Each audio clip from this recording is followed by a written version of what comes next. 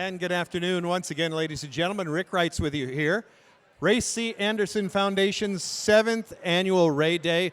We're super excited that you're here. I hope you're getting a great education by walking around the various booths and finding out information that you didn't know that you needed to know.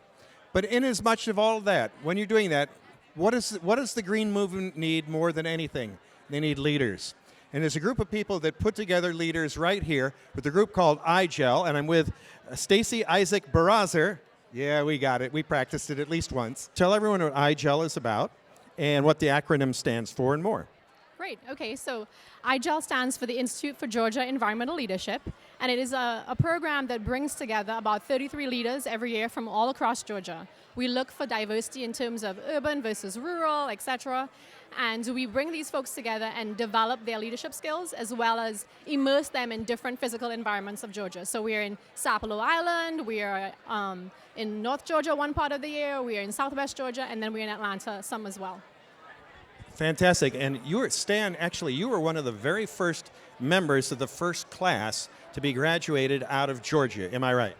That's correct, and it was a great honor to be a part of the experimental class. But what Igel is looking for are people who are committed to principles of sustainability from a variety of different perspectives. And what you learn as part of Igel is you learn about the substantive issues, but you also learn about relationships. And those relationships that Igel has built now over 16 years are key to its success. Now, you've got a considerable background coming out of the EPA for 39 years. So that's a certain knowledge base that everybody wants to share. How did you find out about this organization to begin with, and then how did you apply? Well, I must say that the Igel people approached me, that the Georgia Department of Natural Resources, to their great credit, identified a need for more people in Georgia to understand each other's problems. Folks on the coast needed to understand the issues of the mountains. Folks in rural areas needed to understand the issues of Atlanta and vice versa. And so they put together a diverse group of people for the first class, some in government like me, businesses, non-governmental organizations, municipal governments, and try to have a balanced class. I think that's exceptional. So when it comes now, if people want to apply, a lot of times they're referred or recommended to your organization. And how many applications do you get generally a year? How many students do you take, or members in the leadership class? I won't call you a student, although you've lived half of your life at a university. I can't imagine where you graduated from and where you go now. It might be Wake Forest University. But anyway, how many people on an annual basis, how many get in, how many come out, and how do we go from here? Great. Yeah, we have about 100 applications every year, and the fall is when you apply. So our application period ended a couple days ago, so we end in mid-October generally. And we get, like I said, about 100 applications, and we can only have a class of about 33 people. So we keep that number at 33 very intentionally because we want a certain bonding to happen in the class. We want a certain gel, as we call it. And by the way, we don't use the word graduate as much as Igelian.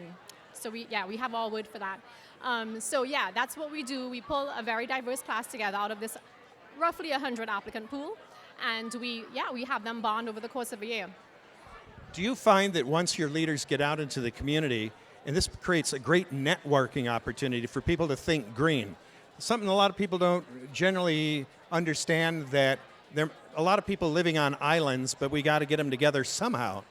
Yes, that's right, and some of us have even migrated to other states, but it gives you a network of people with different backgrounds and knowledge and experience that you have, who you can call upon, not just as representatives of a position, but as people that you genuinely know and care about. It's a wonderful opportunity.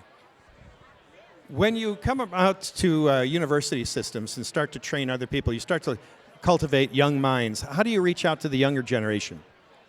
Well, that's a good point. So at Igel, we are looking for people who are already sort of leaders, and we want to develop that leadership. So right out of college may not be the best applicant for us. However, their professors often apply.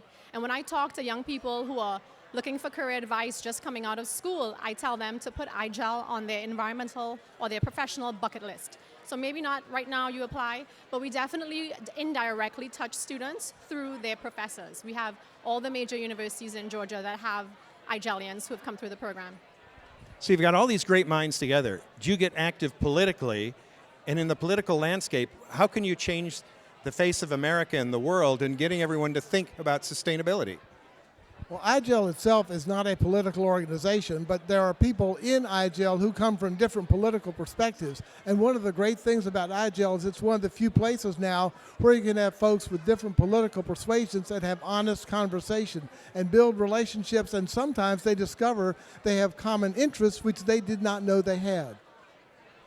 All right, so if you've been listening to this conversation, come on over to the Igel booth.